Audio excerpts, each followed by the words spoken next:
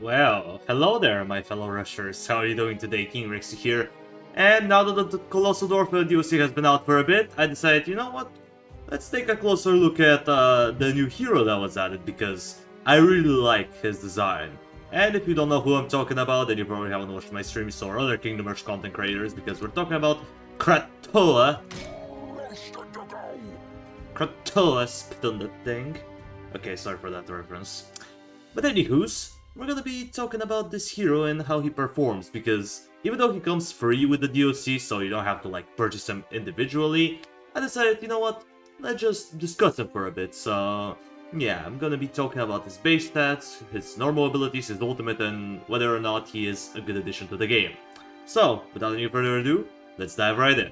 Starting off with his base stats. They're actually pretty bad when you look at them. With full upgrades and at level 10, he only has 315 HP, no resistances to speak of, and his base damage is pretty low, 20 to 32 physical damage every 1 second. Yikes. Yeah, he doesn't have really good base stats, but you don't really want him to have good base stats, and you're gonna learn why in a bit. And as far as his respawn rate goes, it's 15 seconds, which is the shortest out of any hero in Alliance, which is kinda refreshing because every hero, except for Therian, has 30 seconds respawn rate, so that's quite unique that he has such a short respawn rate. It's half, it takes him, he basically respawns twice as fast, which is really nice. Now, as far as the abilities go, he has a hidden passive ability. Basically, whenever he dies, he turns into a puddle, as you can see here, and when he turns to that puddle, guess what? He deals true damage to nearby enemies. Now, it's not a phenomenal amount of damage, it's about, I think, somewhere around 20-25 true damage per second, which in the grand scheme of things may not seem like all that much, but if you have a lot of enemies surrounding him, then it's a lot of damage. Much better than what he would do with his normal basic attack, that's for sure. And the funny thing is you can still move him while he's dead. Yeah, so you can have him follow enemies, dealing a bunch of true area damage. Granted, he does not hit flying enemies while in that form, so that's a bit of a downgrade, but then again, you have other stuff that you can use for anti-air anyways. So, the passive is really nice, and it kinda adds up. He has poor base stats, but you want him to die quite a bit in order to get the most out of his passive. And two of his abilities have a are pretty much just relying on him being dead, so yeah, we're gonna get to that. Let's talk about his first normal ability, Temper Tantrum. It's a pretty decent ability when you think about it. When it's maxed out, it deals between 162 to 240 physical damage, and it stuns the target for 2 seconds. It's a single target ability, so what's there not to like? And it has a pretty short cooldown, only 15 seconds. Like, think about it, 15 seconds is not that bad for an ability that does pretty decent single target damage and applies a stun. Granted, it is physical damage, so heavily armored enemies are gonna be, well, not taking that much damage, but I guess like low tier enemies, you can pretty much almost delete them, depending on the difficulty you're playing. If you're playing on Impossible, obviously, it's not gonna be quite enough, plus the damage is a bit flexible at 162 to 240. Now, why does it have to be 162 and not 160? It just bothers me. Like, seeing that number, it just doesn't sit right with me, but then again, I wasn't the one in charge of designing this guy, so I can't complain. Overall, pretty decent ability. No complaints there. His second ability, Hotheaded. Basically, after you kill him and he respawns, he boosts the damage of nearby towers by 40% for 6 seconds. And even though it has a cooldown, as far as I remember, it has 5 seconds cooldown, which is kinda odd because, like, how is he gonna spawn back instantly like that is beyond me, but then again. For some reason the ability has a cooldown, but it's basically a passive. Every time he respawns, he boosts the damage of nearby towers by 40%.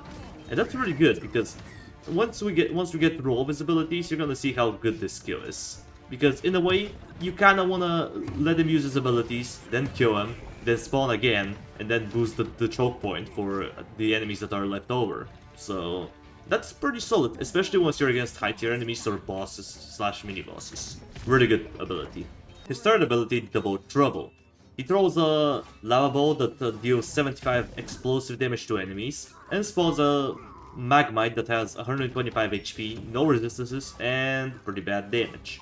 I wouldn't say it's bad, it's just mediocre, at least for American. And he does have a 10 seconds duration, which is decent.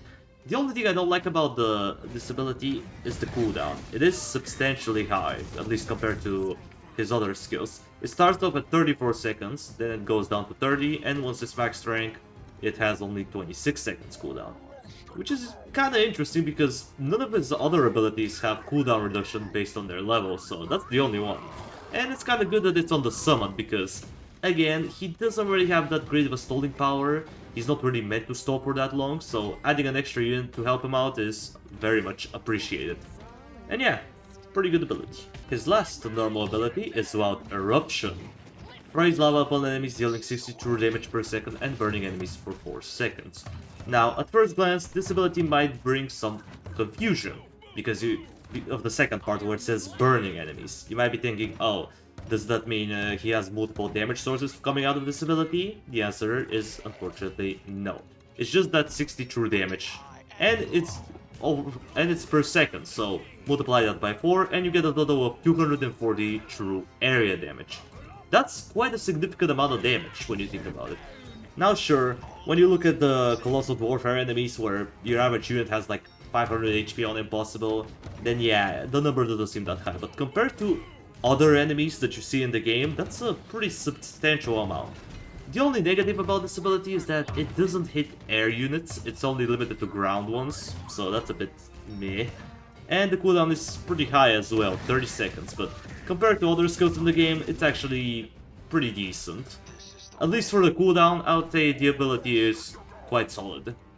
I would say probably his second best ability out of the base ones. I still think that Hotheaded is by far his best ability, even though it's more like a passive, while the Eruption comes close to second place. And last, but certainly not the least, his ultimate ability, Rage Outburst.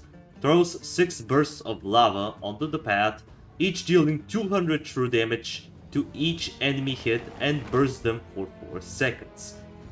Wow. Just wow. Rain of Fire is making a comeback in the form of this ultimate hero spell. That is phenomenal to say the least. Do you realize how much damage that is? That's a total of 1200 true area damage. And you have to think about it. You're not gonna hit just one enemy, you're gonna hit everything. Everything in an AoE. And that includes flying units as well, by the way. It's not just ground units. No, you can hit aero units if you time it correctly. Now, the ability does have a pretty lengthy cooldown of 60 seconds, which is a bit longer than what most other hero spells are. Usually, a hero spell in this game is about 50 seconds, so 10 extra seconds, it doesn't really feel all that bad, especially for how strong his ultimate is.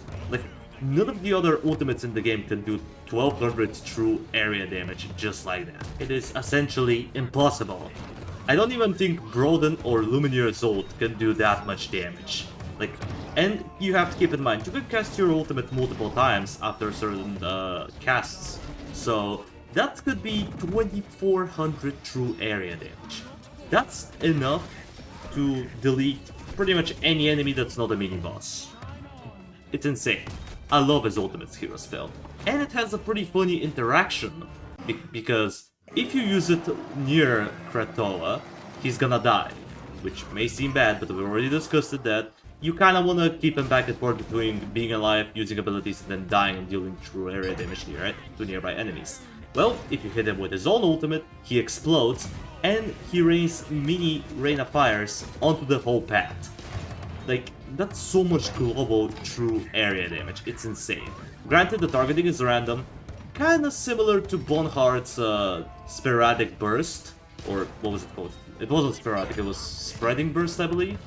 Think of it as that ability. They're pretty much the same thing, but this one has a condition, so you're not gonna be able to cast it every time. And overall, I would say this is the strongest hero spell in the game. Fight me on that.